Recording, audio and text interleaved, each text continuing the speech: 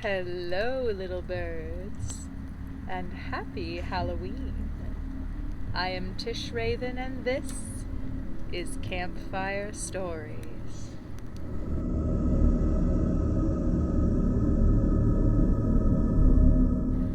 Long ago in Ireland, there was a man known as Stingy Jack. Stingy Jack was an evil old sinner. He'd committed every sin in the book. He lied, he cheated, he stole, and he never tipped his waitstaff. He was literally the worst. And Jack was so bad that he caught the attention of the devil himself.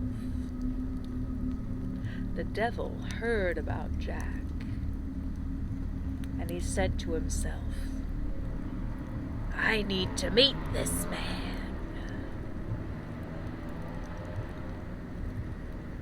And so he went up to earth and invited Jack to a tavern for a drink. Now, when the devil asks you to have a drink with him, you accept. And so Jack met with the devil in the tavern. But there was something that the devil didn't know about Jack. There was a reason he was called Stingy. Whenever he went out to drink with friends, he never paid his tab. And so, when it came time to settle the bill, Jack said that he didn't have any coin. Well, the devil didn't have any coin either. But Jack was clever, and he convinced the devil to turn himself into a silver coin, which they could use to pay for the drinks. And the devil accepted that proposal and turned himself into a silver coin. But Stingy Jack wasn't called stingy for nothing. And instead of paying the tab, he put that coin right into his pocket. And it just so happened that there was something else in his pocket. A small silver cross. And every time it plinked against that silver coin, it filled the devil with pain and suffering. And furthermore, he could not transform. And he kept the devil in his pocket with that silver cross for an hour. Till finally, he pulled the coin out and released him. And the devil screamed and cursed and raged at Jack. "How could you do that to me? You let me suffer for an hour!" And Jack smiled and said, "Yes, I did, but I also let you out. And for that, you owe me a favor." And the devil screamed and cursed and raged some more, but there was nothing he could do because he knew Jack was right. Caught in a trap. The devil said, "Fine! What do you want?" And Jack said, "I want you to leave me alone to my own devices for 1 year. And the devil said, "All right. 1 year of freedom. And then I'll come back for my revenge." And the devil disappeared. And Jack was free for 365 days. But on the 366th day, the devil returned to Ireland.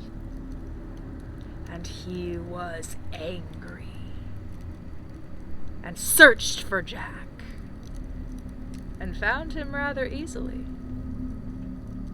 Jack was stretched out in the shade of an apple tree. And because it was harvest time, the tree was full of big, red, juicy, ripe apples. The devil looked at Jack and he said, "You've had your 1 year, and now it is time for my revenge."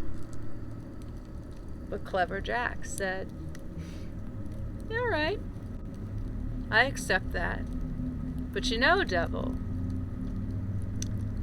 you're looking a bit thin." And the devil said, "What?" And Jack said, "Oh yes, you're looking thin and scrawny and sickly. When was the last time you had something to eat? You know, I just so happen to have this apple tree that is full of beautiful, ripe, red, juicy apples. Before you punish me for all eternity, why don't you climb up and take one of those apples?" And the devil looked up in the tree, and he could not deny that they were big and ripe, and that his mouth watered when he saw them. It had been a long time since he had had anything to eat. And the devil said, "All right, I'm going to climb up there and get an apple, but after that, I'm going to punish you for all eternity." And Jack said, yeah, that's fine. And so the devil climbed the tree.